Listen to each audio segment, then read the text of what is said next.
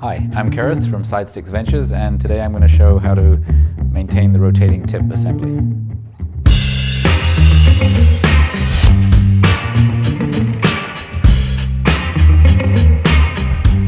So we always recommend you maintain your tips after you've been, let's say, to the beach, if you've been in sand or if you've been in mud or very dusty environments, because the sand and dust will chew up the inside of your tip. If you go into salt water, again, we recommend flushing with fresh water and then drying them out. But if you've just been in an urban environment or around your home, then probably every 6 weeks is a good idea. So there's 3 different levels of maintenance, if you like, with the rotating tips. The first one is just take it apart and blow it out and clean it out and get rid of any dust and dirt. The second level is actually replacing some components like the elastomer and the bearing collar. And then the third one, which is the most complex, is actually replacing the bearing cup. So I'm going to show you all 3, and no matter what level of maintenance you're doing with your tips, the first one is always the same. That's to take them apart and clean out the dirt and debris from inside. So the first thing to do is to take the rotating tip assembly apart. So you're going to need your SideStix tool and an Allen key, and slide the Allen key through the hole at the top of the shaft, and then use the smaller end of the SideStix tool and put it into the indents on this silver collar, and then just rotate it off. And as soon as it's loose, you can just use your hand and spin it off the rest of the way. So that's the dust shield, and we're taking that off. And then the next thing we're going to do is take the tip off of this black plastic piece, which we call the ball nut. So again, now you're going to use the wider end of the SideStix tool and engage the tool in the lugs in the black plastic ball nut, and then undo it. This could be tight, but it will definitely come off. Now we unscrew the tip from the assembly. Now at this point, if the tip has been well used, there's probably going to be some whitish powder that's sitting inside this cup, and there'll be some little bit of debris and powder inside here. So we're going to take it apart just by wiggling that off, and then you can give it a good wipe to get rid of a lot of the debris. So that's really the first stage of maintenance. I mean, that may be all you need to do, just to give it a good wipe out, make sure there's no dust or debris or sand or grit or anything in there. Give it a good blowout, and then if it all looks nice and clean and there's no marking or scarring, you can actually just put it right back together again, and you're good to go. So now I'm going to show you the second level of maintenance, which involves replacing the bearing collar and the elastomer. So to take that off, the best thing to do is now to slide it away from this white plastic collar and then just sort of roll it onto the shaft. It does take a little bit of hand strength, but it's definitely possible. So now what I would recommend is just getting a bit of water, and this is just some warm water in this cup, because in that way it'll make the elastomer slide more easily. And now you can just slide this elastomer down the shaft.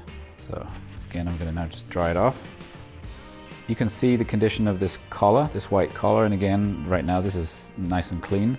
But if the one in your assembly is quite marked up and maybe scored or even broken, then you're going to need to change that. So what I'll do here is I'm just going to, it's a split collar, so you can actually see the split right here. And I'm going to gently open it up and slide it off the neck of the shaft. Now you can see it came off.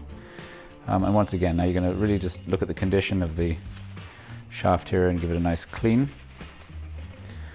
This is the maintenance kit, which comes with your SideStix, or if you've used it up already, you can always purchase another one. And so inside of here we have a new bearing collar and a new elastomer, and then this is a new bearing cup, which we'll talk about in a moment.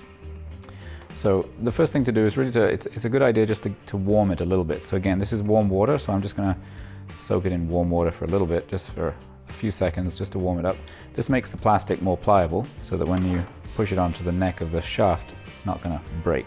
So the best way to get this on is to have the shaft in front of you with the ball away from you, and then I'm orienting the flat part of this collar bearing facing up, and the split is away from me. So now I'm going to push it down over top of the neck of the ball shaft, just very gently easing it apart and sliding it down. So you heard a little bit of a click as it just sort of snapped onto the neck of the ball shaft. The next piece is to get the new elastomer, and we're going to slide it down the shaft and pop it right on top of that bearing collar. The elastomer has 2 sides to it. One side has a very nicely sharp defined edge, and a sort of a smoother surface, and we want that to be facing upwards when it ends up in place. So this is going to come down the shaft with the nice square edges facing up when we're finished.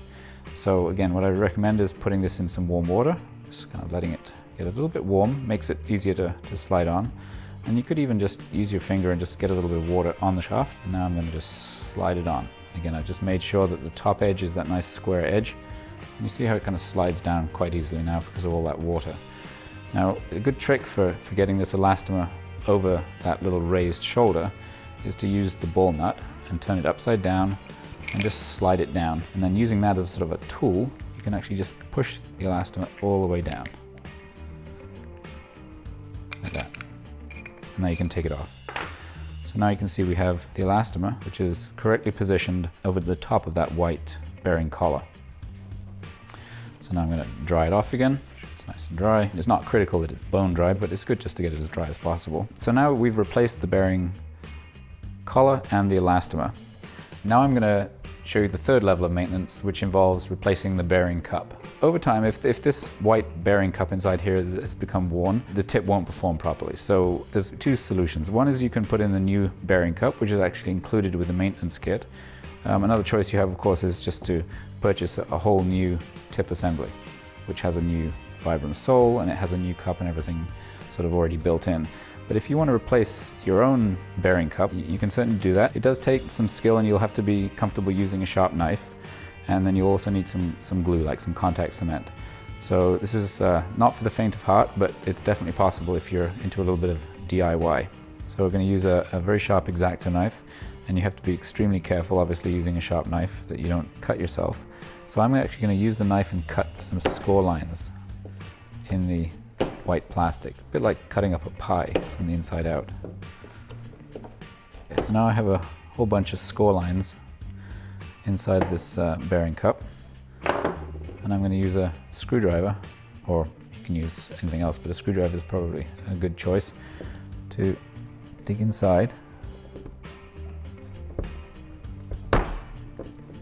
to start prying the white plastic parts.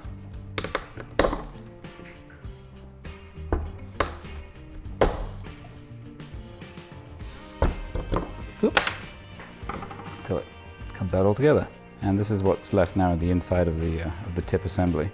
So I'll just take again a cloth, and maybe I'll even scrape out the inside just to make sure there's no loose bits of glue in here, that it's nice and clean.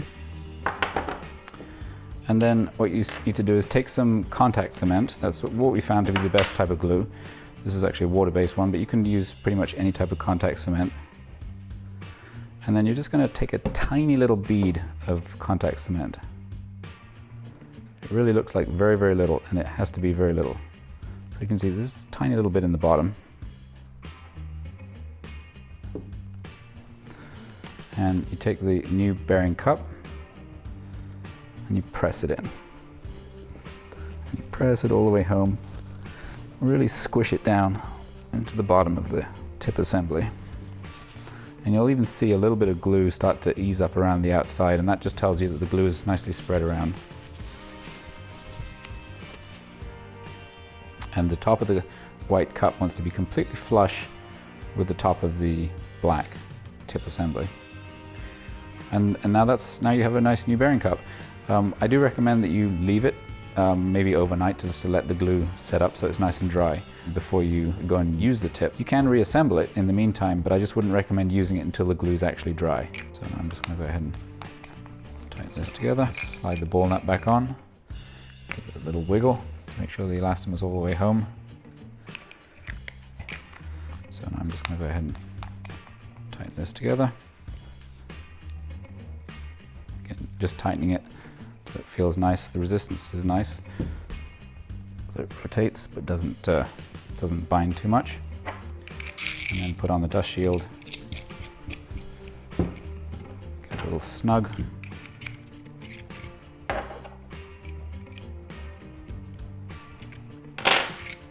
And there we have it. It's a maintained rotating tip assembly. If you need any more information or have any questions for us, don't hesitate to contact us, because we're always here to help.